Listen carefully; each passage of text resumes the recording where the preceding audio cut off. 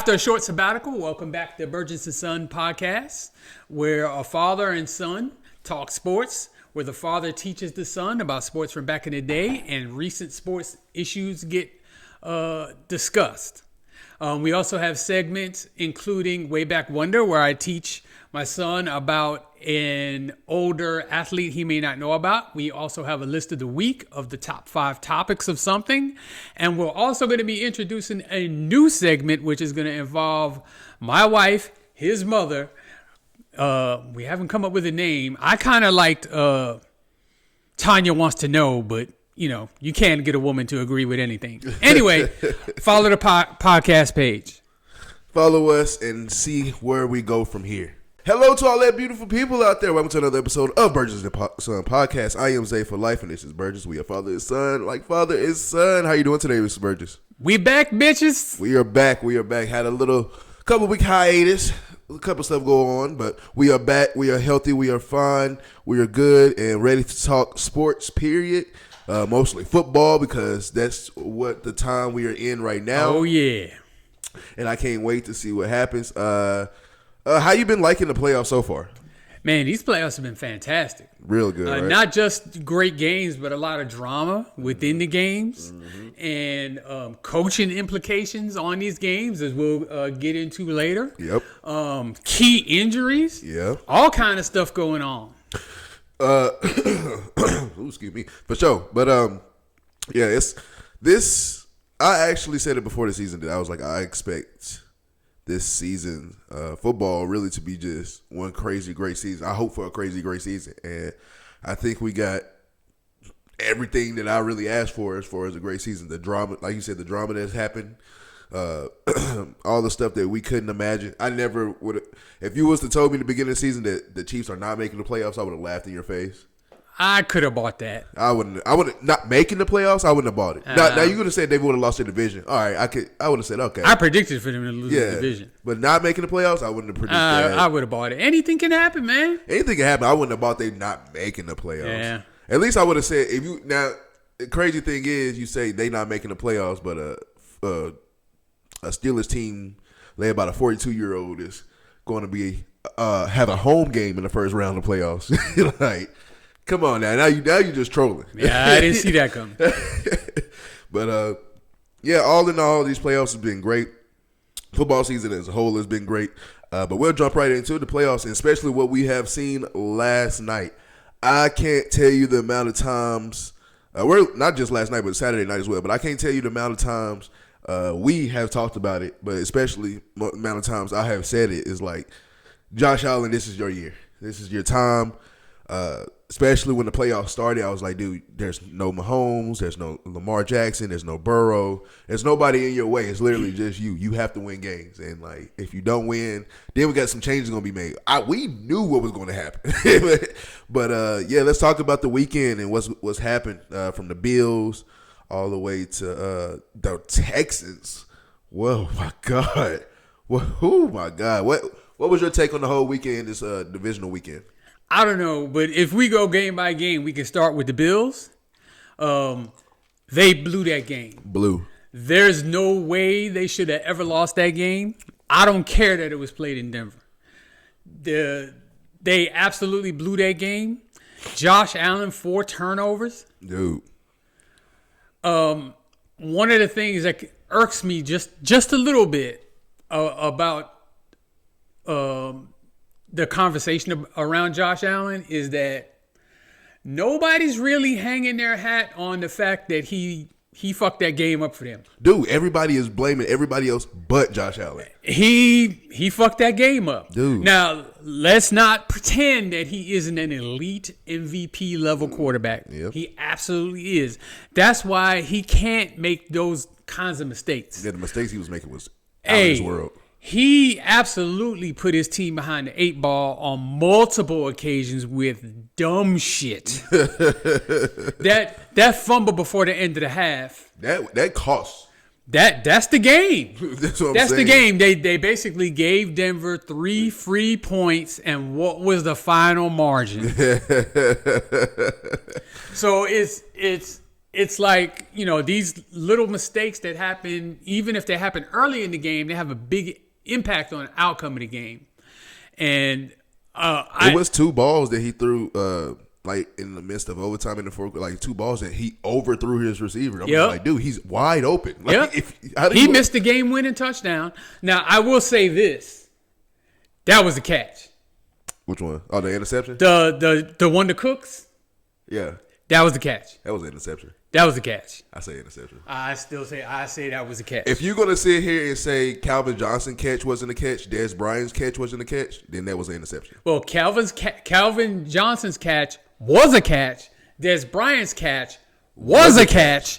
Brian Cook's catch was a catch. All right, but if you I'm being consistent. That's not a catch. I'm being consistent. If we're gonna be consistent off the ref with the ref calling, caught it. Was not a catch. That was an interception. He caught it. He was on the ground. Play over. First down, Bills. Now, if he caught the ball and if he caught the ball on the ground and then the dude tried to do it, then okay. But they basically caught the ball together. Simultaneous possession goes to the offense. Still a pick. I'm just saying we'll argue about this for the rest of life, and I'm sure you guys at home are arguing over this amongst yourselves. ESPN too. Loves it. But yeah, to me that was a catch, but it shouldn't have came to that. No, it shouldn't have came to that. The Bills should have won this game by 2 scores. So it shouldn't have came to that. Yep. It shouldn't have came to that pass interference call that gave him the little chip shot to win the game. That's the call that I can say that you can be mad about. So I mean, but still, it shouldn't have came to that. Yeah, it absolutely shouldn't have came to that. And of course, we knew there's going to be consequences. And as of us recording this, Sean McDermott, the head coach of the Buffalo Bills, has been justifiably fired, which both of us called for if the Bills didn't make the Super Bowl this year. Yeah. I will say the Super Bowl of bust. I'm not going to put it all on him, but they should have took a knee at the end of that first half. They were down 7, getting the ball first in the second half. You were deep into your own territory with no timeouts. What do you think is going to happen? The only thing that was going to happen was something bad, and that was Josh Allen lugging around the field, carrying the ball like a loaf of white bread, and getting it slapped out of his hand so that Denver can get an easy 3 right before the half. Yep. So, but aside from the fact that Josh Allen choked the game away and Sean McDermott didn't help, it was a great game. It was. Back and forth. It looked for a minute as if the Broncos were going to start to run away with it, and the Bills came back, and it looked like the Bills was going to run away. Yeah, then it looked like the Bills was going to take over, and it just didn't happen that way, and the Broncos was able to come away with the win. Dude. However, they paid a heavy, heavy price. Oh my gosh, bro! Their starting quarterback Bo Nix broke a bone in his ankle and is out for the rest of the playoffs. And the shitty part about it is, especially being in that in those kind of shoes where you would get an injury, not a serious injury like that, but like just an injury period, but your adrenaline is going, and then once you calm down, you're like, yo, why am I hurting? And then you can tell on his face when he was on the sideline and he started to calm down a second. He's like, oh fuck, he's like jumping around. Like I was like, oh man, I know that it's uncomfortable, and I feel so bad for Bo Nix, especially University of Oregon product. So there we go, Bo. And I mean, personally, I don't like the Denver Broncos because I don't like Sean Payton.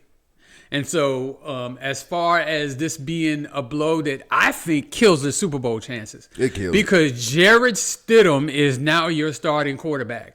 And if somehow you beat New England, you're starting Jarrett Stidham in the Super Bowl. Is he going to have his Nick Foles moment? Dude, this ain't even a Nick Foles moment. This is like a Jeff Hostetler moment, like from the 90s, where like just some nobody from nowhere that's never done nothing in the league wins the Super Bowl. Mm-hmm. I mean, at least Nick Foles had a couple of good seasons before he ended up being the backup for Philly. This guy has been trash from the moment he entered the NFL, and he's trash now. And he's going to have to prove us all wrong because I don't see Denver winning another game. Oh, there's only 2 more games they can win, but I don't see them winning next week. It's gonna be tough. I say that. I feel bad for Bo Nix, like you said. Bills have no excuse losing to the Broncos. So especially that way. Just the way they did it, and like it sucks that we have to sit here and talk about it, like just the changes that we knew was coming. Just because, like, I'm really, and you know me, I voice my opinion about it all the time. I hate the fact that people think change is just going to automatically bring you Super Bowls, and like you get rid of this one player, you fire this coach. Like, it's not going to always happen like that. You have to build chemistry. Now, at the same time, living in the world we live in, knowing how things is going to go, we just knew what was going to happen regardless. It's a results-based business. Like, you know what I'm saying? So we know it's a business, and like that's the harsh reality of business. I think Sean McDermott has done a fantastic job with the Bills. Yeah, like, you handle your superstars well. You have put them in position to be a great team year in and year out. I feel like you're the best man for that job, especially for Josh Allen. He loves you. It's just you got to win. And if you're not winning, it's bad for business, and I hate it.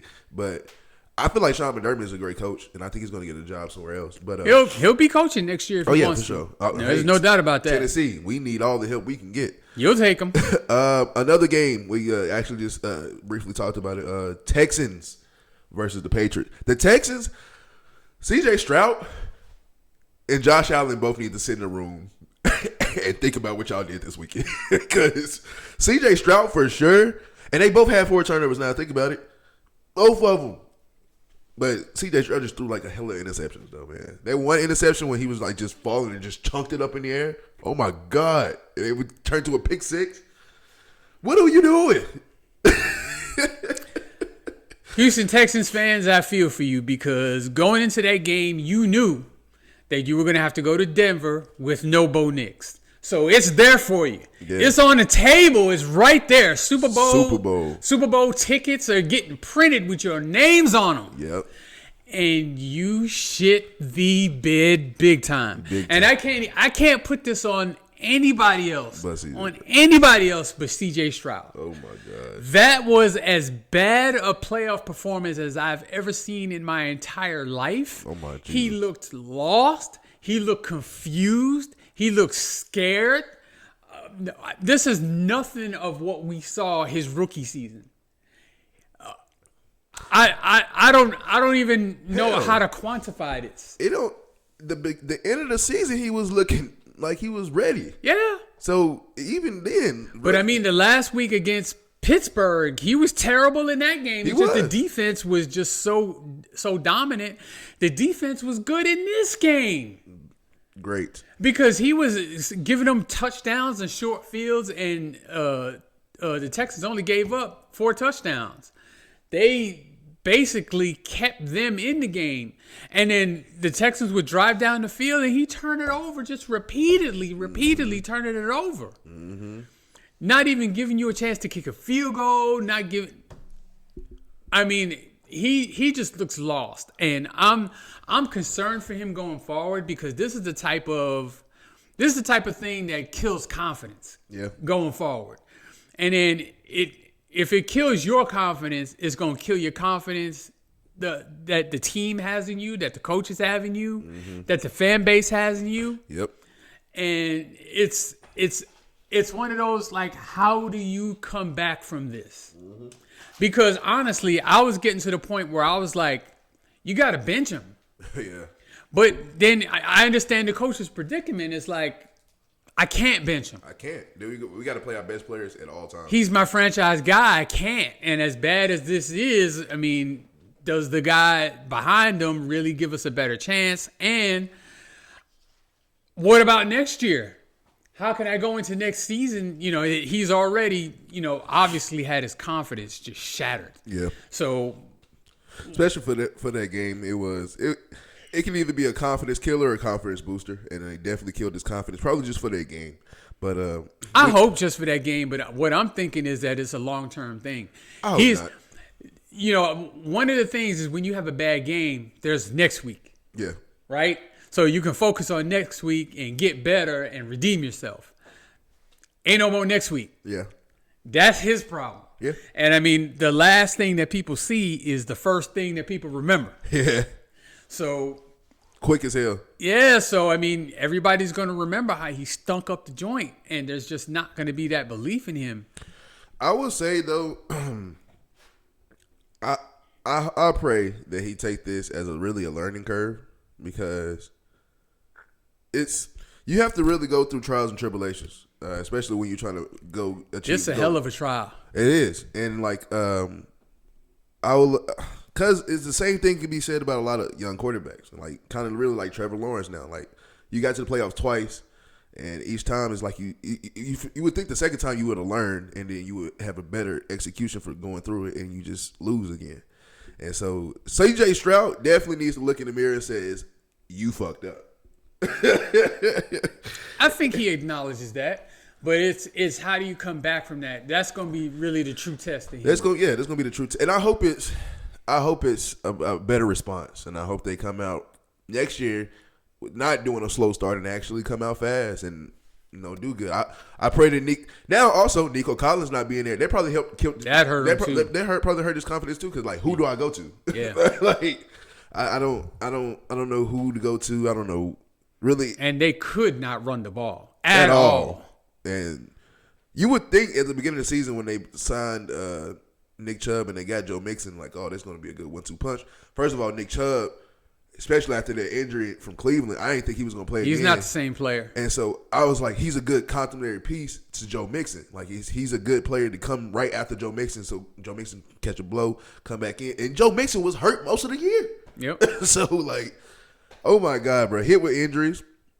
That's what everybody tried to tell me as Bills fans. Well, we got 14 people on IR. Like, I'm not trying to hear that excuse. Yeah. Same thing for the Texans. Even though Nico Collins wasn't there, is an excuse we can say. It's still no excuse, man. CJ Stroud. They could have won that game. They could have. If CJ plays a clean game, they win that game. They win the game. So it's like, yeah, Nico Collins wasn't there, but you still had a chance of winning the game. You can't turn the ball over, dude. You can't. Not like that. No, especially not like that. Not dumb, too. Not stupid. Moments. And especially in key moments. It's bad. I hope he comes back next year, and I hope the Texans are better next year. That defense needs to stick together. Ferocious. Stick together. Keep that defense together. I mean, I understand Stingley got caught on one time, but that's one catch out of how many times he's not been thrown at because you don't want to throw his way. He didn't misplay that, really. No, dude, sometimes you just get beat. Yeah, and that was just a good ball by the quarterback, a good catch by the receiver. Some things you can't control. Now, it is certain things you can control. And somebody who was controlling, or one team that was controlling their destiny apparently, and they ruined their destiny, was the Chicago Bears. How many times did they go for it on fourth down last night? A bunch. But before we condemn the Bears, before we condemn them, I'm going to congratulate them on having a fantastic season. Mm-hmm. They really probably should have won that. Well, no, not probably. They should have won that game. Yeah. So that fourth down, last second touchdown at the end of regulation, that was a miracle. That was a miracle. I don't know what else you call that. That was a Hail Mary without it being a Hail Mary. And I was screaming. I'm like, what the fuck just happened? Dude, and it just seemed like an omen. Like, as soon as that ball was caught, it's like, oh, the Bears are just going to win this game because that's just going to take all the steam out the Rams. Mm-hmm. And then they're driving down the field, about to get into field goal range to kick the field goal that would have won the game. And then that interception happens, and I watched that play about 4, 5, 6 times. I don't think that interception's on Caleb. I still haven't watched it, actually. The wide receiver is DJ Moore. Looks like he quit on a route. That's what my shout out to my homie Lane. He was texting me. He was like, "Man, DJ Moore, you gotta fucking go, man. Did you not see the?" I was like, "Damn, what happened?" it was a deep crosser, and it looks like DJ Moore wasn't expecting the ball, and Caleb threw it to a spot where nobody was. I guess he's expecting DJ Moore to get to that spot. Mm-hmm. And DJ Moore almost pulled up, and by the time he looked back to see that, he didn't even turn around and look for the ball. By the time he turned around and looked for the ball, it was too late, and Cam Curl had already came off of him and went and got the ball. Mm. So I don't necessarily put that on Caleb. I think he's had he's had a fantastic season. Caleb Williams has shut me up. I'll tell you that. I'm one of the ones that say I'm a Caleb Williams hater. I just never really fully believed him. In college, I never fully believed in him. But he's not only has shut me up, he shut up a lot of haters. Chicago Bears have had a fantastic season. Caleb Williams has had he's shown greatness. Yes. Especially after that one play, because I was literally watching. I was about to hop in the shower, and I was like, ooh, okay, so this might be good. 4th down. And you see this, and that's when I'm like, what did I just witness? Miracle. I was like, oh Miracle. my God. But see, this is what I don't understand. And I do understand it because you play, especially for playoff football, you play to win. And like whenever you need the points, you got to play conservative football all the time. But as many times they went for 2, why do you not go for 2 to win the game? I don't know. I think you're at home. You got momentum on your side like a mug. Because keep in mind, they were in position to win the game in overtime. Yeah. So you got momentum on your side. I'm okay with them going for 1. Yeah. I'm definitely okay with that. That's what I'm saying. I know you play conservative football, especially in the playoffs, and we got to make sure that we are ready to, or try to win to try to play for next week or try to play for Super Bowls, championships. But, man, I was like, they went for it for so many times. I was like, and now that you know what you seen the interception in overtime, and it's like they won. The Rams won the game. It's like, why didn't you go for 2 to win the game at this point? Well, but I mean, yeah, you can't predict the future, so you don't know. You know what I'm saying? But that's hindsight. Yeah, it's just gonna be an ongoing thing. So. I don't think that was on the coach that they didn't go for 2. I think he made the right decision. Yeah, and nobody told the wide receiver to quit on a route. I gotta watch that play. I haven't watched it yet. If there's any route you can't quit on, is a deep route over the middle. You can't quit on those. Those are the last ones you quit on. Yep. There's going to be defenders there. You have to go get the ball, or at least make an effort to go get the ball. Dude. I mean, if the guy just beat you to the ball, okay. But I mean, you pull up and he catches it uncontested. You can't allow that. I gotta watch that play again because I really didn't see it like that, so I gotta watch it again. But I mean, if you look at these second-year quarterbacks now, and the success from not just Caleb, but if you look at all the quarterbacks that were drafted at the beginning of the previous season, Caleb went number 1. He's 1 game from the NFC Championship game. Jaden Daniels went number 2. He was in the NFC Championship game last year. His rookie year. Drake May went 3. He is in the AFC Championship game and probably going to go to the Super Bowl with what he's up against. Bo Nix, technically his team is there. He's not going to be able to play. But, I mean, if you look at that, those are aside from Penix, those are the top 4 quarterbacks that were picked last year. They're all right there knocking on the door of Super Bowl. So we looking at I'm happy too. I got 2 questions actually with that. So I'm happy really because of that. It's like it's easier to turn the page because we don't want to lose. We still hang on to like even though Tom Brady's gone and stuff. We're so used to that we want to hang on to that. But it's like now that's why we kind of hang on to Patrick Mahomes and Josh Allen argument. Like we want to hang on and they're the best players in the league, right? But now we can turn the page, man. All these new ones are coming up. We have a new era, and like these are the new eras. And then I want to ask you, like, it's too early to tell, but in 5 years, could we be talking about this quarterback class being one of the best, especially for this generation going forward? I mean, if things continue like they're going, well, first off, Jaden Daniels got to get healthy and stay healthy. Yes. So he had an absolutely outstanding rookie year. Mm-hmm. And as great a rookie year he had a really bad second year. Yeah. And most of it was due to injury, and a lot of that was due to just kind of being mishandled by the coaching staff / management of the Washington Commanders, which I have a big issue with, as you can tell. But, I mean, I think he's still supremely talented by all accounts. His teammates love him and respect him. The coaching staff loves him and respects him. Mm-hmm. And him being healthy is kind of the key to his success moving forward. Yeah. But the rest of those guys, man, they all look like bona fide, if they're not bona fide solid starters. Like I think Bo Nix is a very solid starter. I wouldn't call him a star by any stretch. But like Caleb's a star to me. Mm-hmm. Drake May looks like a star to me. Mm-hmm. So I mean, yeah, compared to the class that just came out, where Jackson Dart is the superstar that came out this year. Mm-hmm. I think that class is already leaps and bounds ahead. Mm-hmm. But hey, look, time will tell. Time will tell, especially for this next class. It's very, very early in the process for all of them. Yeah, especially this new class of rookies this year. Like Shador, his situation going in. Cam Ward went to the Titans.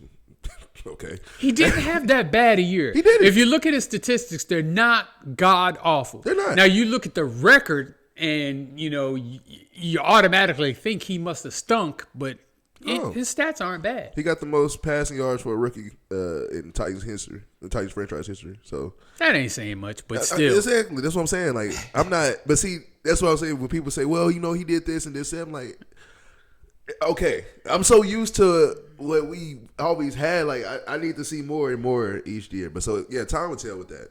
And then the last game that happened, there's nothing much to really say about this. The 49ers was just banged up going to this game.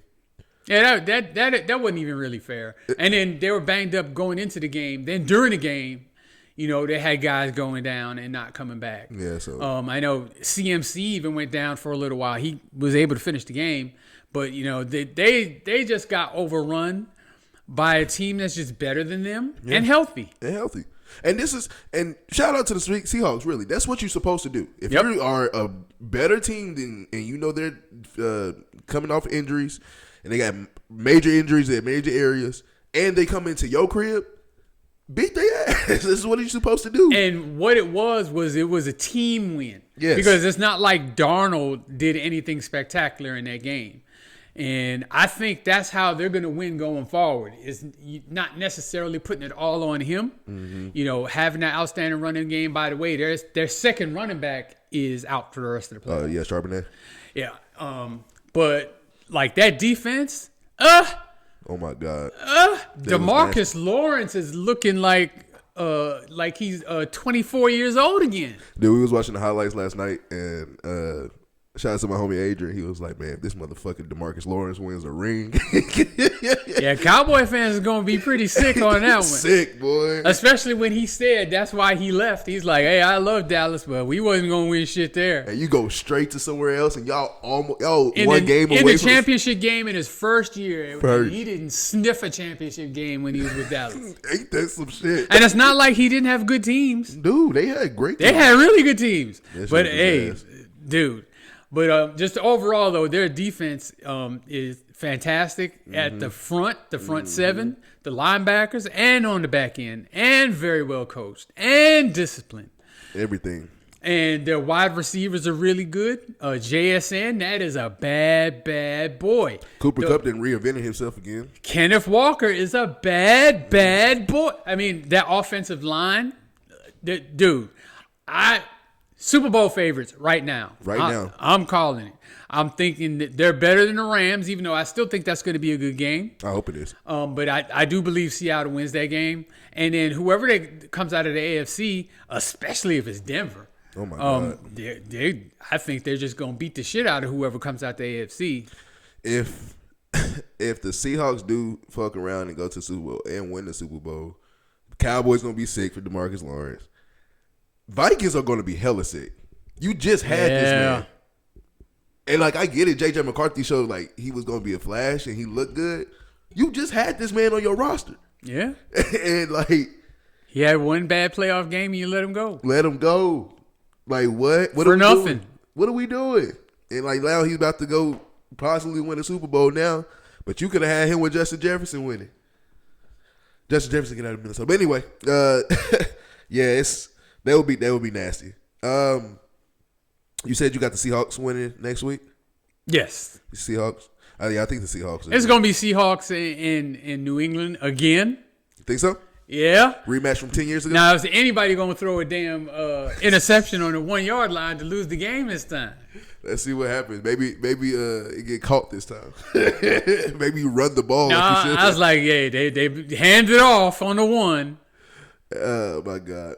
But yeah, man, it's been a crazy ass playoffs. With the playoffs kind of coming to the end, you see everybody, all the coaches getting fired here and there. We talked about the Bills firing Sean McDermott, and it's a couple of more places that they fired the coaches. Got Cleveland, Pittsburgh. Shout out to Mike Tomlin though. I know he stepped down, but all those 19 seasons, no losing season the whole time he was there. Phenomenal coach. Maybe the step down was from him, maybe it was from the organization. I don't know, but stepping down sounds more respectful. So shout out to Mike Tomlin too. But we got Pittsburgh, Cleveland, Miami, Arizona, Baltimore. Oh, shout out to John Harbaugh too, being there for that long, and I understand how that is. And Vegas, Tennessee, Giants, and Atlanta, man. All these coaches, all these places needing coaches. When you hear that list, who jumps out to you that if they get the right coach, that they can make some noise? Buffalo is the one that comes to mind really first. Yeah. But from what I'm hearing early is that they're going to stay internal with this. Yeah. That they're either going to promote Joe Brady, who's the offensive coordinator, which I don't know about that one. And I mean, if you're going, that's why I said, or they're talking about maybe bringing back Dayball, which that's a mistake. Please if you ask me. I mean, I think you just need a fresh perspective, like altogether. Yeah. When you keep doing the same thing over and over and it don't work, don't they call that insanity? So, I mean, I think you just need a fresh perspective. And not that you need to make major changes to the roster, but maybe you need, something of an attitude adjustment. Yeah. And Tre'Davious White is out. Especially the way you act in the ass like that. You can't do that. I don't know. I mean, well, he's already older. Yeah, I mean, so he was already out, like kind of like we ain't gonna keep paying an age corner. But now you act like you made our decision even more. Especially for a new regime. Yeah, you know what I'm saying. So, and I mean that's probably a big part of his frustration is that they keep getting so close, and then do dumb shit to fuck it up. Mm-hmm. And he's tired of it, and he knows he's got limited time. Yeah. So how old is Josh Allen? What, 28? 27, 28, something like that. Man, he's about to be 30. He's okay. Even so, he's at least got 5-6 really good years left as a quarterback in the NFL. So he's gonna have more opportunities. If you're a 32, 33-year-old corner, dude, 1 or 2 years is all you got, maybe. And even then, they're not, like you said, they're probably not gonna pay you top dollar at that age. No. Or continue to pay you top dollar at that age. At all. Dude, at this point, especially looking around the league, I'm looking at the Pittsburgh Steelers. I'm looking at Jalen Ramsey like, dude, first of all, you lost so much of a step, they put you at safety. But he's been good at safety. He's been fantastic. But like you lost that much of a step at corner, they had to put you at safety. And like now, but you can't make that top corner money like you was making. Now you gotta, kind of dumb it down a little bit, or they'll let you walk and go somewhere else. And so it is, I mean, it is what it is with those. Miami is a good, interesting one, I say. I want to see who kind of takes the reins of coaching in Miami. Whoever takes over Miami, you're almost starting with a clean slate without starting with a clean slate. Yeah, I get that. So, I can't fathom that they're bringing Tua back to be the starting quarterback.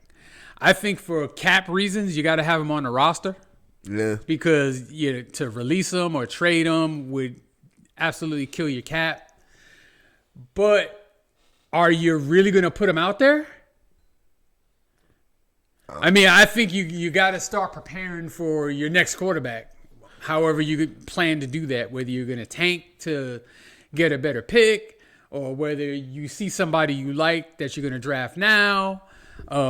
If you're going to tank, then I feel like you need to get rid of certain players. I mean, and they can, and they probably will. I think like Jalen Waddle, he's too good to be for tank. I would trade him. I would definitely trade him. I would have traded him at the trade deadline. Yeah, like he's in my, and I'm not just trading him. For me, I'm not trading him because I don't think he's a good player. I think he's a fantastic player. He just needs to get out of Miami. Yeah, I would say I'm trading him because he is a good player. Yeah, so because we can get assets back for him. He's young. Mm-hmm. Because what are you going to get for Tyreek Hill? Nothing. And he's injured. He's out of there anyway. And I don't know if he's. That's another one that you don't know if he's going to see the field in Miami ever again anyway.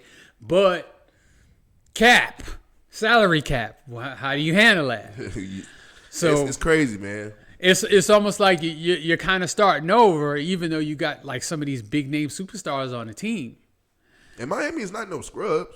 They got a good team. If I'm a player or a coach or anything, hey, Miami ain't the worst place in the world to go to work. You know what I'm saying? You hear me? Yeah. You hear me? Hey. Will Smith made a song about Miami, and he from Philly. Hey, Miami is kicking. Hey. I would say, for me, looking at this list, I look at you had a good one, though, with Buffalo being basically the best team. Two, whatever coach is coming into a good situation possibly can be a good change of scenery. But I'm thinking, low-key, for me, to be honest, I'm looking at Baltimore. Baltimore has all the pieces, has the defense, has the offensive pieces for it, from quarterback to running back to receivers. Receivers can do a slight upgrade, but even then, Lamar Jackson makes those cats look fantastic. I feel like a change of scenery there was probably much needed, but at the same time, I think any coach, not any coach, the right coach that goes into Baltimore, I feel like has a good chance of possibly winning the championship. That's just my take on it. Between these three teams, though, Cleveland, Tennessee, and the Vegas Raiders, all last place teams, which team would you say that is a coach away and maybe a quarterback away from being worst to first? Well, seeing as the best quarterback situation is in Tennessee right now, yeah. All three organizations are bottom of the barrel of the NFL. Terrible. No offense, Titans. All offense. And so if I'm like an established, like say Sean McDermott, some of these coaches that have come available that just came off of head coaching jobs, I don't want to go there. With Tennessee? I don't want to go to Tennessee. I don't want to go. The Raiders intrigues me somewhat because that's a total rebuild. Mm-hmm. Like, you're starting over everywhere. If I'm the Raiders, I'm trading Max Crosby, and I'm taking the quarterback out of Indiana in the first round, Mendoza. I'm starting over fresh. I'm trying to get as many draft picks as I can get, and I'm trying to mold that team into my image. Mm-hmm. And they kind of have the assets to be able to do it, so it's probably the most attractive job. Yeah. But the owner's a moron.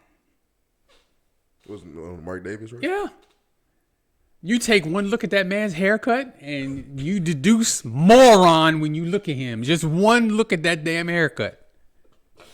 Trying to tell everybody his 24-year-old girlfriend didn't know he was a billionaire and just liked him. Okay. Anywho, that was a little off topic. Okay. Yeah. But the owner's an idiot. I think in Cleveland, I think the owner is also an idiot. Anybody that gave $230 million guaranteed dollars to Deshaun Watson is a moron. And Tennessee, I think less so, but just the fact that you could have had Mike Vrabel as your coach, you could have had Malik Willis as your quarterback, you could have still had Derrick Henry, and you could have still had A.J. Brown. Oh, we had that. Oh, we didn't have A.J. at the time, but we had the rest. Yeah. Gave it away. Yeah. I pretty much gave him away, too, because the pick you used was trash. You blew it. Yeah, our owner as well. So, I mean, I would have the most confidence in Tennessee, but like if I was an established coach, these are at least the Tennessee job and the Cleveland job. Those are jobs for first-time head coaches. Mm-hmm. Those are coordinator promotions. Mm-hmm. Those are not like someone who's been. That's not Tomlin going to one of them teams. Okay. Right. Mm-hmm. So that's a hot offensive coordinator going to Tennessee and infusing, maybe their new ideas and lifeblood. So like Joe Brady was to come to Tennessee. That would make sense to me. That's perfect. That would make more sense to me. Okay. That's just kind of. It seems like the natural order of things. Yeah. Like in the NFL hierarchy. Yeah. Like unless you're promoting from the inside, which like Tennessee doesn't have anybody to promote. No. Like none of those teams have anybody on their current coaching staffs remaining to promote. So, you're going to go outside your organization, and I would think hot coordinator is kind of the way to go. Now, Matt Nagy is not it, Tennessee. Oh my God. Not it. Please, God, no. God, no. God, no. No, man, I would be sick. I'm not gonna lie. Now, I will say, what's crazy is, except Vegas, but I still, if they get Mendoza, then I feel like you can put them in this category. But I'm looking at Cleveland, Tennessee, and in Vegas, and saying that they kind of all three got one thing in common, except Vegas, like I said, unless they draft Mendoza. It's like you have the one defensive lineman that is all pro type, and then you have a young quarterback that can get there, but you know what I'm saying? It's about, I feel like they should build around those two players. Like, I don't think trading Max Crosby is going to do anything to help the Raiders. I think the draft picks coming back is what's going to help. It would help them because for one, he's not happy there, and we both have day jobs. We work, and we know how miserable it is to be around somebody who don't want to be there. Yeah. And then I think probably personally, we've both worked jobs where we didn't want to be there. Yeah.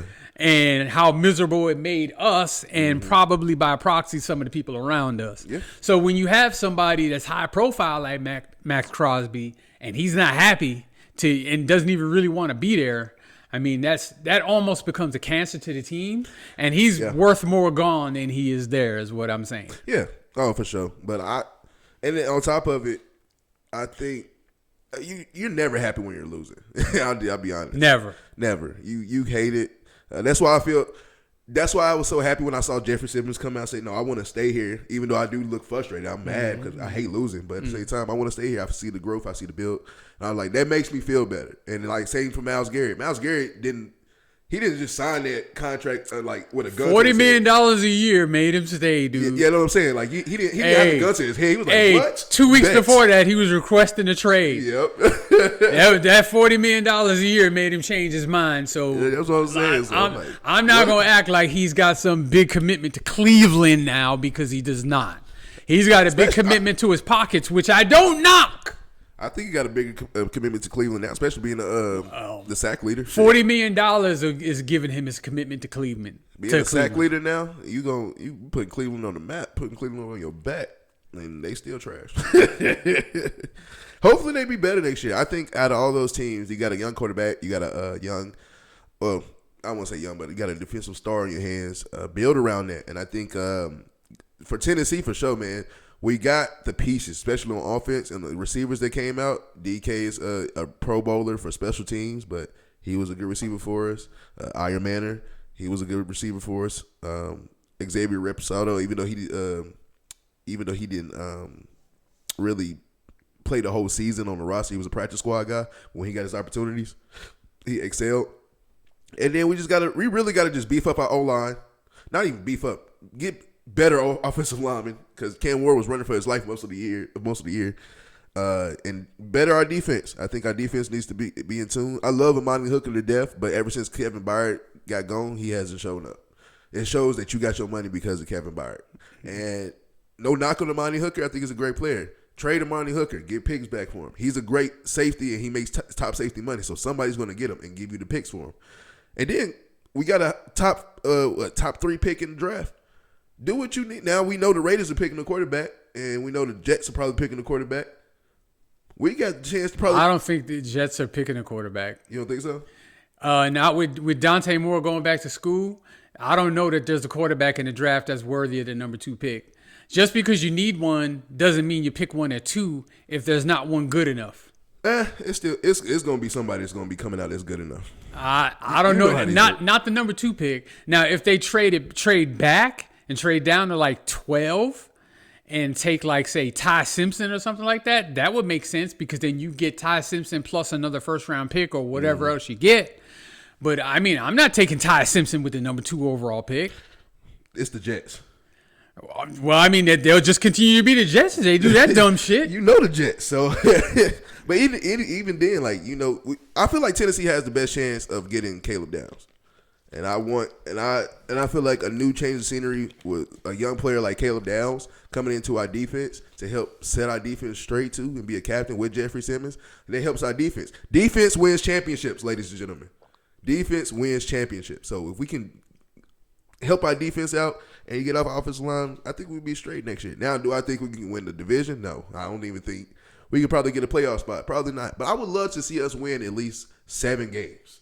Like 7 to 8 games. I'm being reasonable right now. And so, like, I want to see us win that many games. Give me confidence within my team again. Because I've lost. I barely watched a game this year with the Tennessee Titans. And I love watching them play football. And I was just like, this year's been super bad. But, yeah, out of all those teams, I think Tennessee probably has the best chance. But I'm also looking at Las Vegas. It kind of depends on if they when they do get Mendoza, what they do after that. And so, because Mendoza look like he can come in and be ready. And he's an older quarterback, so he got the experience and he's got the smarts for it, and he knows how to be a professional. So, hopefully, you know how this goes. Sometimes it don't translate into the pros, but I hope for his sake, I hope it does. I think it will, and we can go ahead and transition to the college national championship game that's going to go on tonight. Monday. Featuring the Indiana Hoosiers and the Miami Hurricanes. The Hoosiers being led by Mr. Mendoza, the Heisman Trophy winner, who, to be honest, I hadn't seen a whole lot of him this season. Yeah. But from what I've seen in the Big Ten championship game, and then the Alabama game and the Oregon game, the first Oregon game I saw. I saw him in the first Oregon game, and it was another game I was watching when they had to come back, and he was. Dude's ready. And if you listen to him at the podium, and I know at the podium and on the field are two different things, but if you listen to him at the podium, the guy's NFL ready for sure. Yep. And if you watched him play, you're watching him play against elite teams. Alabama historically great defense, shredded them. Dominant. Oregon, very first supposedly game. Yeah, supposedly a really really good defense. Shredded them. More touchdowns than incompletions, like sick numbers. So, I don't have any question that he's ready to be an NFL quarterback and that he should be the number 1 overall pick. Mm-hmm. As far as this game goes, this game is significant for multitude of reasons. First of all, it's the championship game, so this for all the marbles and all of that, so it's significant that way. 2 is you have kind of 2 different styles of roster building. Mm-hmm. If you look at the Indiana Hoosiers, the average age of their players is 23. Oh, so they got So they got a lot of experienced players, a lot of players who are seasoned, maybe played junior college or played lower levels, Division II, FCS, whatever, before coming to Indiana, and then flourishing there under great coaching, which is their coach is phenomenal. Yes. And then you got Miami, who is kind of subscribing to this new way of doing things. NIL, get you the highest paid quarterback you can get. Get a whole top bunch level recruits. Yeah, top level. Freshmen, put them on the field immediately. That freshman, that receiver? Yeah. Oh, my God. They got players now. Oh, my God. But what I'm saying is you have men versus, and I mean, this is no indictment on, how they are personally or anything like that. But it seems like men versus boys when you have the rosters 23 years old and you're playing against a bunch of freshmen and sophomores. Yeah. And except for Beck should be like a 5-year vet in the NFL right now, but he's not good enough to be that. That's why he's at Miami still. But it's going to be interesting to see how it all plays out.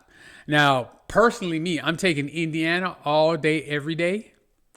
I don't think Miami has a snowball's chance in hell unless that defensive line absolutely dominates the game. They get 5-6 sacks on Mendoza. That's the only way you're going to do it. I think that's the only way I can pick them. Now, I do believe Miami's going to be able to run the ball, so I don't believe it's just going to be – it's not going to be like the Oregon game or the Alabama game. I think it'll be closer than that. But I think it's going to be, it's going to be a pretty good win for Indiana. But what if it becomes one of those games? What if it becomes one of those games, then we'll really see about Mendoza when it gets tight.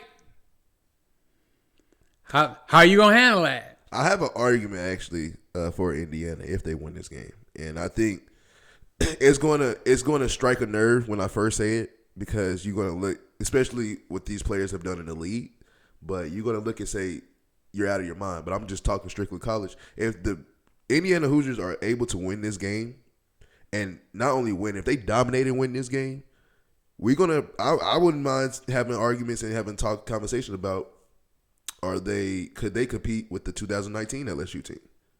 Now, like I said, when you hear that at first, you're like, are you out of your mind? Look at the future Hall of Famers on their team.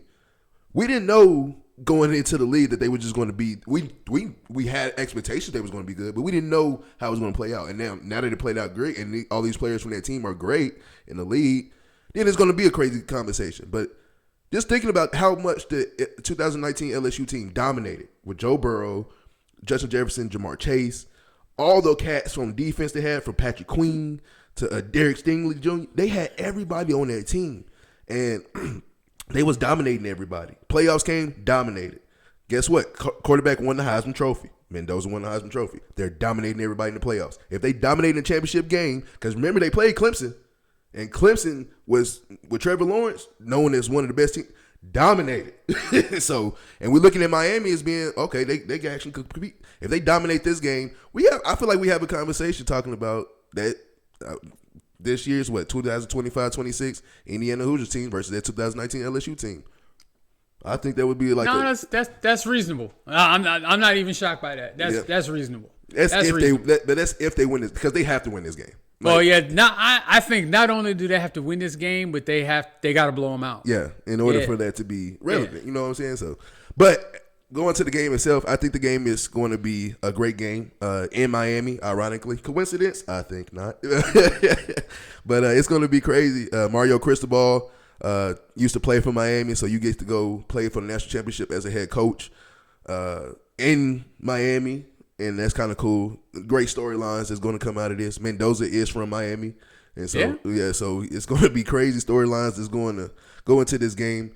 I do realistically have Indiana actually winning this game, but with all my family, shout out to my family, my friends who are Miami Hurricane fans, I'm pulling for y'all because I love y'all to be happy and not cuss me out, because I'm gonna talk shit. But I think I expect a good game, but like I said, Indiana's just too much of a complete team, dude, and they keep beating the shit out of everybody.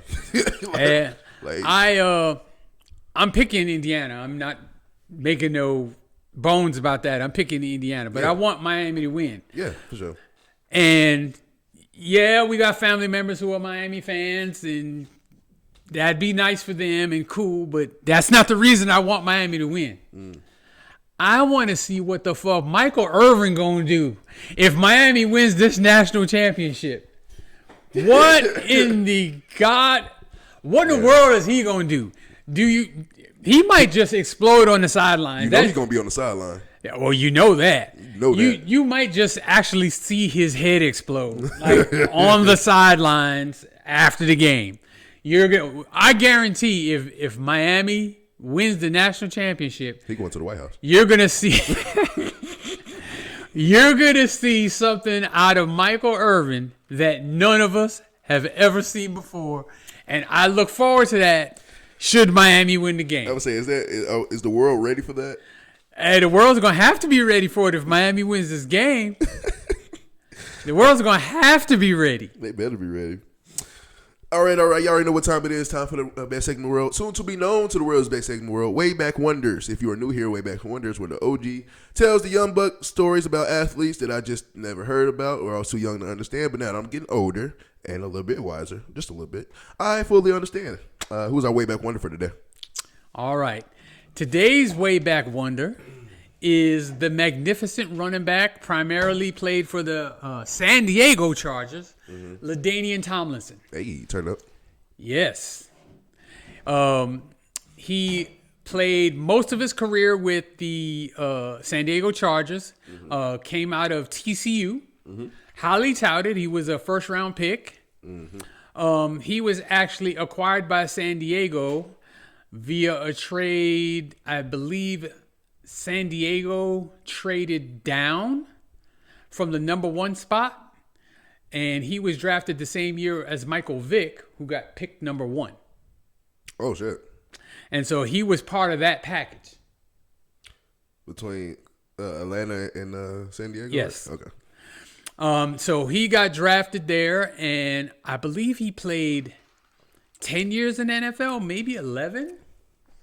I'm pretty sure he played like 9 with San Diego, and then he played like 2 more with the Jets. Yeah, I know he was at the end of his career. He was with the Jets, and that was it. And he is one of the best all-purpose running backs you'll ever see. Spectacular running with the football. Spectacular out of the backfield, tremendous blocker, tremendous leader, tremendous person by all accounts. Everybody loves him. He holds the NFL record for the most rushing touchdowns in a season, still stands today. I believe that number, correct me if I'm wrong, folks, I believe that number is 31. God, in a season? In a 16-game season, Damn. 31 touchdowns.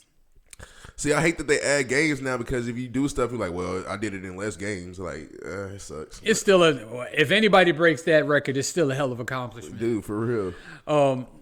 But I'm not sure exactly how many times he led the league in rushing, but he put up multiple spectacular seasons. He was part of a very talented San Diego Chargers team that included Phillip Rivers and Junior Seau, Rodney Harrison on defense. Was Antonio Gates on the team? Gates, yes. He played with a bunch of other players, but it was pretty much as he went, the team went. And so their primary offensive weapon was LaDainian Tomlinson. And you couldn't key on just one aspect of his game because he was so dominant in all of them. Everything. So if you tried to load the box, well, that was dangerous anyway because you had Gates and then you had the wide receivers on the outside. I believe Keenan Allen, maybe at the tail end of his career, was there. I don't think so. Maybe not Keenan. No. They did have good receivers there. Yeah, I think Keenan came in the league like 2012. But in any case, he was just fantastic. They did have a season where they were 14-2, were the number 1 seed in the AFC. I remember that. Lost to the Jets. And the coach got fired. Yep, I remember that vividly. Obviously, no fault of his. He played great all the time. Fantastic. He is, I believe, one of the top 10 rushers of all time. He is, I believe, also one of the top, I'm going to say somewhere in the top 5 all-time in touchdowns. Okay.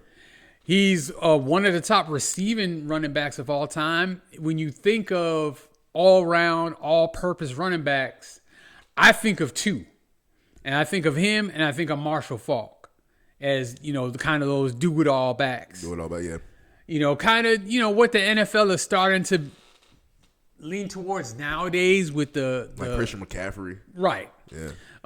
With the passing game being so prevalent now. He was, kind of the precursor to a lot of he wasn't the first dual threat back to come out. Yeah. But he was definitely one of the first to be as dominant on both and running the ball. And the guy, his penchant for the end zone, what's his career touchdowns? He has a career touchdown. Oh, sorry. Hold on. Well, it's 100 and something. I know that. 145. 145 career touchdowns. That's insane. I want to say that's the second highest all time behind running backs. Yeah. I know Jerry Rice has more, and I know Emmitt Smith has more. I don't know that anybody else has more touchdowns than LaDainian Tomlinson. So he had the most touchdowns in the season with 28, but he had the most touchdowns from scrimmage in the season with 31. Okay, I knew that 31 came from somewhere. 28 is still ridiculous. It's insane, dude. That's it. If you scored a touchdown every game, that's 16. That's still you scored 12 touchdowns over that. That's just madness. And it's not like he was the only off. That's what kind of gets you. It's like he wasn't the only offensive weapon. He had a borderline Hall of Fame quarterback. I think he played with Drew Brees too at the beginning of Drew Brees' career. The very beginning of his career, yeah. So, he had really good quarterback play. The offense was not just turn around and give it to LT. Mm-hmm. So I tend to forget that Drew Brees played for the Chargers so much. And you know what's crazy? When I was younger and I used to play Madden, I used to always sub out Drew Brees for Phillip Rivers. Damn. What? That's what the Chargers did. I don't know why I used to do it, but I used to do it all the time. And I was like, I don't like this Breeze dude. But that's crazy. But yeah, he's not one of them guys that's was a big media figure. He just played the game to a really, really high level and went home. When the Chargers decided to move on from him, he didn't pout. He went to the Jets and continued to play well, extremely well with the Jets, being the same type of running back, a reliable runner with the football, and also extremely dangerous out of the backfield, while also being a top-level pass blocker if he was asked to stay in and pass block. Mm-hmm. So he is, because he played with the San Diego Chargers and they never, advanced to a Super Bowl, won a Super Bowl, and he's not this bigger than life, media figure. Yeah. I think he gets overlooked a lot. Yeah. When you talk about some of the all-time greats. But as far as dual threat backs, like I said, if he's not number one, he's no worse than number two to me. For rushing touchdowns, LaDainian Tomlinson's number 2. Yep, number 2 behind Emmitt Smith. Emmitt Smith. But you know what's even more crazy looking at this? Derrick Henry is number 4. Yeah. And he's about to be number 3 next year. Yeah. Like, what? That's a lot of touchdowns. Yeah, I mean, the name of the game is to score points. Yeah. The name of the game is to score points, and he made sure they did that. I mean, and he was great. He could score. He could light you up from 50 yards away. If the ball was on the 1, he was getting it in the end zone. Yeah, he was figuring out a way to get it in there somehow, some way. And I mean, he could run between the tackles. He could hurt you on the edge. There really wasn't anything he couldn't do. And you just hate it for someone so talented as him that he couldn't get the ring. Damn, he only 5'10". I mean, that's kind of standard for a running back, dude. Yeah, I mean, I don't know why I thought he was bigger than that. Just generally speaking, 5'10", 210, 215, that's a running back. That's a running back. Damn. That's a running back. Little motherfuckers. Yeah. But yeah, he was always one of my favorite players, especially during that era.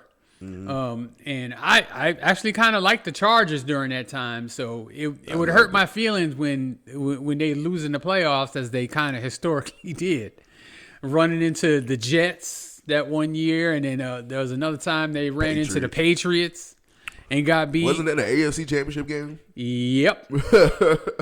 So yeah, they just unfortunately never got over the hump, but it definitely wasn't his fault. He's a great player. Had me crying one year. I remember when they were playing the Titans, and we actually had a good game, and we lost at the end. But I was mad. I was sick. I was hot.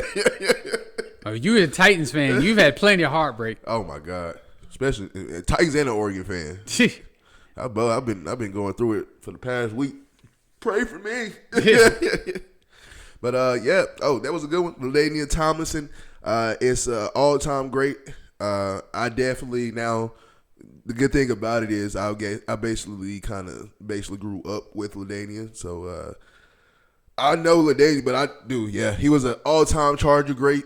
I literally anytime I played Madden, I always try to play with LaDainian Tomlinson. I loved him as a person and as a really leader. When you think about LaDainian Tomlinson, he was a true leader and a true leader on the field. And, like, he'll make you want to run through a wall for him. Like, that one video I love seeing is when he actually, I think, broke that record. Was it the most touchdowns or most yards? It was one game he had broke the record, and then you can see the joy and excitement his teammates had. Like his offensive lineman had for him and everybody. So it costs good to be a good person. And so he's a great person, great leader, outstanding person. I usually have some questions and about everything, but LaDainian Thomas is a good one. I know you probably wouldn't rank him. What would you rank him as top running back for the 2000s in that era? Okay, so you know my top 5 they're almost all pre-2000. Yeah. So you would have to put him, Marshall Faulk, Derrick Henry. It's one of them 3. Yeah. So on any given day, I could flip-flop with... Maybe Adrian Peterson, too? Yeah, maybe AP. I would go Falk 1, AP 2, and him 3. Yeah. Yeah, that's a good one. I love LT, man. He's a good one. All right. We got the last segment of the day. Last segment of the day is the list of the week. List of the week is where we take a topic out of a hat, or we go to you guys, the fans, and pick a top 5 list. And our top 5 list of the week is the top 5 players who never won a Super Bowl. Okay. I am intrigued by this because I always talk about people who should have won a Super Bowl. I have all of the arguments of who should have won a Super Bowl, in my opinion. Or is it just Super Bowl or is it championship period? No, it's just Super Bowls. Yeah, it is. Yeah, I have all the arguments that I feel like who should have won the Super Bowl and all this. So I can't wait to hear yours. All right. Well, on the list of the top 5 players who never won a Super Bowl, at number 5, I have Larry Fitzgerald, wide receiver for the Arizona Cardinals. This guy is number 2 in everything behind Jerry Rice. Number 2 in receptions, number 2 in yards, yada, yada, yada, touchdowns galore. When the Cardinals were good, yes, he was the best player on the field. Yep. So when the Cardinals had their Super Bowl run, I don't remember exactly the year, but they wound up playing the Pittsburgh Steelers. 2009, I want to say. 2008 and 9. He tore the playoffs up. Killing. And even in that Super Bowl game, he had a big Super Bowl game in that game. And if they would have won that game, he might have been the MVP. He was going to be the MVP. Yeah. So he's, an all-time great as a wide receiver. Another one that's like just a great guy. Like you never heard anybody say anything bad about Larry Fitzgerald. And one of my favorite stats ever is that he had more tackles than drop passes. Than career drop passes. It's the most amazing stat that you can ever. Because you don't think about it, dude. He doesn't play defense. He does not play defense. The only time he's tackling somebody is on an interception. So you got. He don't play special teams either. You got more career tackles than you do career drops. It's insane. Like that's unfair. He might have the best hands of anybody who's ever played the game, dude. And like I feel so bad because like nobody talks to him about being a top receiver. Ever when you talk about top receivers, nobody brings up his name, and he's him. Stud. All right, and at number 4 for the top 4 players of all time that did not win a Super Bowl, we go back to LaDainian Tomlinson. Yep. So, again, just the premier running back of his era.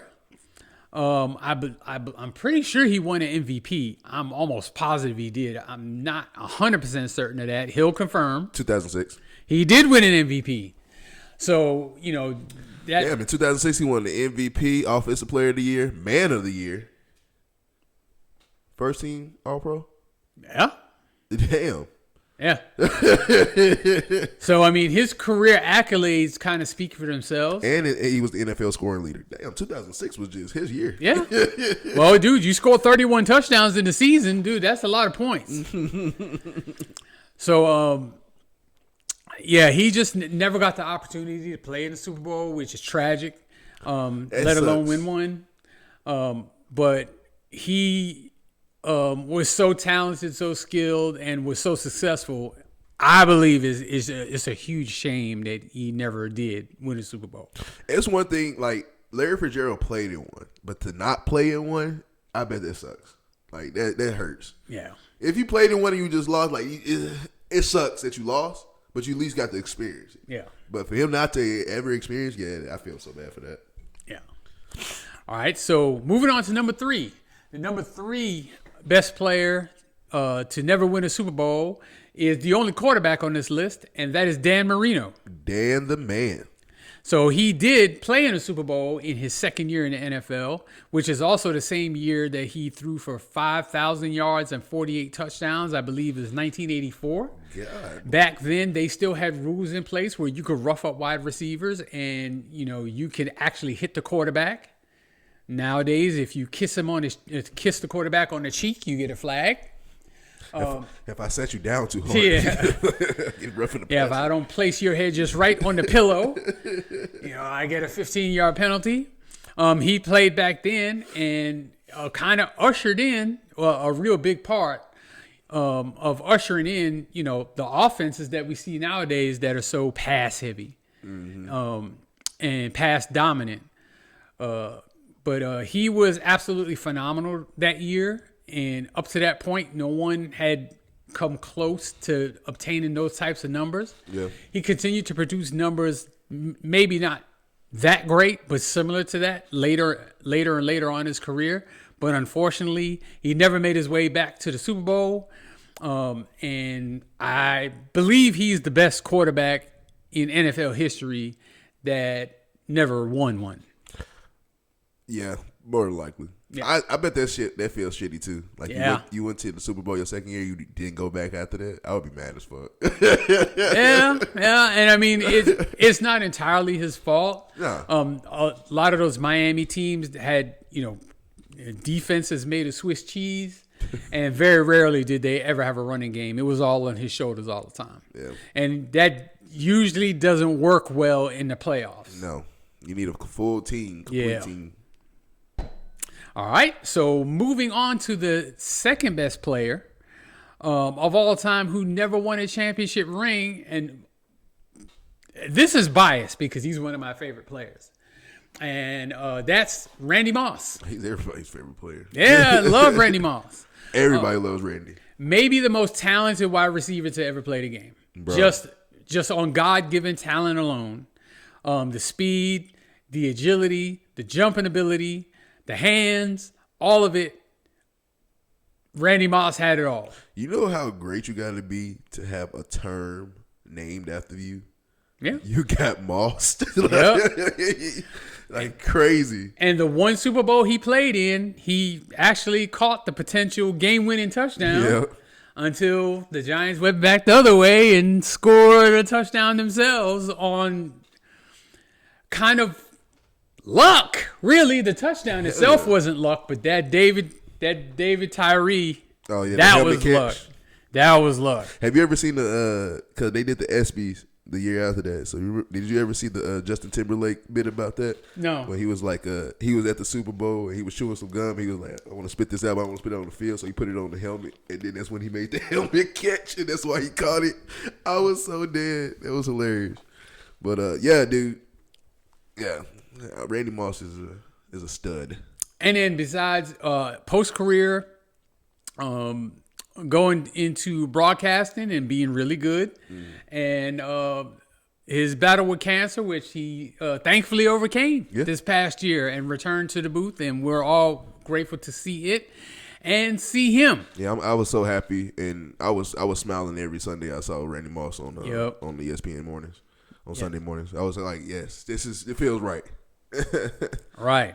So just a reminder to everybody, make sure you go into the doctor regularly, and if something's wrong, please get it checked out. Mm-hmm.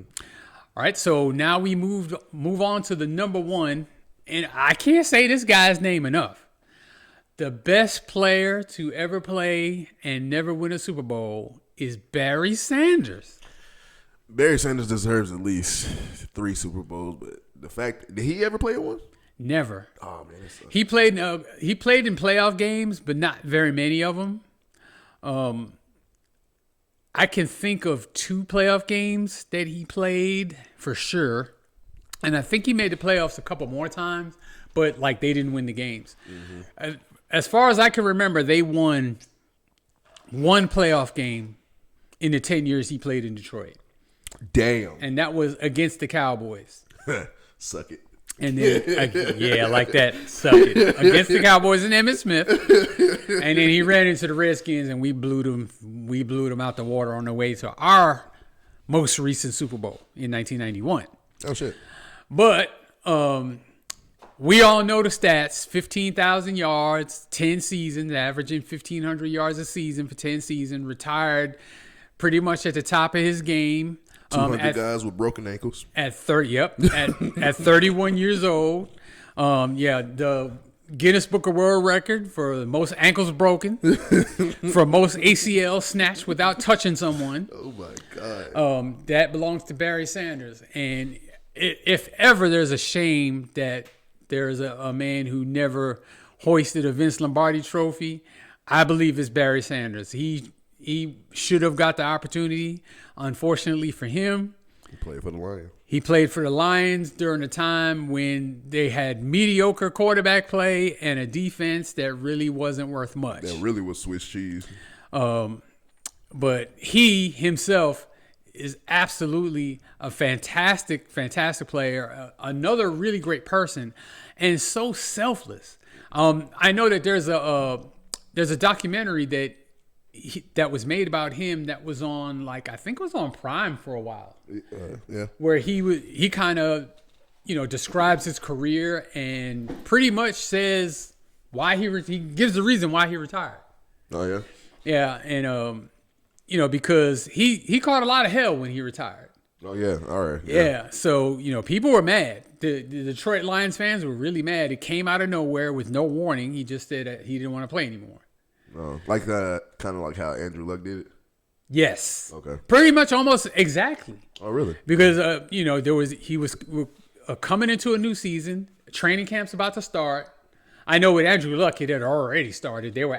preseason. Yeah, game. they were at a preseason game, but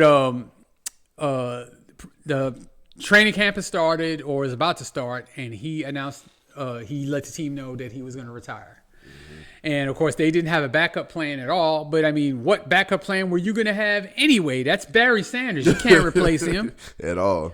So, but the fans, knowing that they had no chance to even be in a good team without Barry Sanders, the fans went apeshit on him. Of course, over time, that vitriol kind of subsides, and they know better. They know how great he was, and he is revered and loved in Detroit, as he should be. And it is unfortunate that organization could not put him in position to win a Super Bowl. Mm-hmm. It's my dude. Yep. It's my favorite player Yeah, ever. he's a great one. I love Barry Sanders. I love watching his highlights. That's why I would say, 200 guys, ankles are snatched because of this. Yeah. And his spin moves used to be nasty. Do everything about him. I say one honorable mention. Just because he got there so many times and failed each time. Jim Kelly. I'm so sad that he never 4 times, bro. Pisses me off every time, man. I know Bills fans hate to hear that. Yeah, I know they do. And you know what? I'll go with that. That's an honorable mention. I still wouldn't put him in the top 5, but I'll give an honorable mention. And one more that I'll also give an honorable mention to is Tony Gonzalez. Oh my God, yes. That dude was phenomenal. Great. Yeah, he was phenomenal. And he played a lot of his career with mediocre quarterbacks and still put up ungodly numbers. Look, he played with Trent Green. That's the only one I remember. Trent Green. I mean, did he play with Alex Smith? Or was he even there for that? I know he played with Matt Ryan when he went to Atlanta. Dude, did he go to Atlanta after Atlanta went to the Super Bowl? Did he go to Atlanta after? I think he retired before Atlanta went to the Super Bowl. Okay. I want to say they was good one year. No, they were good. They were making the playoffs and stuff when he was playing in Atlanta. They had one bad year. Yeah, but they didn't. Yeah, they didn't make the Super Bowl while he was there. Okay. Yeah, he was retired when they played the 28-3 game. Hey, we just pissing everybody off today, huh? That's what we do. They'll go to Atlanta saying 28-3. They might get PTSD. Yeah. All right. Thank you guys for joining us on another episode of Burgess&son podcast. We are back, baby, and we're going to start being back with this episode and plus watching the national championship. If you guys are going to go to any bars, any parties, or whatever watching that championship, be safe out there. If you're going to be drinking, either get a DD or call an Uber. Please do not get on the road drunk, because I definitely don't want to see nobody in the news for DUIs, drunk driving, or dead because of drunk driving. All right, so everybody be safe out there and have fun watching the national championship. We said it earlier, but we're going to say it again. I got Indiana. You got Indiana, right? Got Indiana. Let's go. Let's go watch this game and have some Hoosier fun. All right. I'm Zay for Life, and this is Burgess, and we are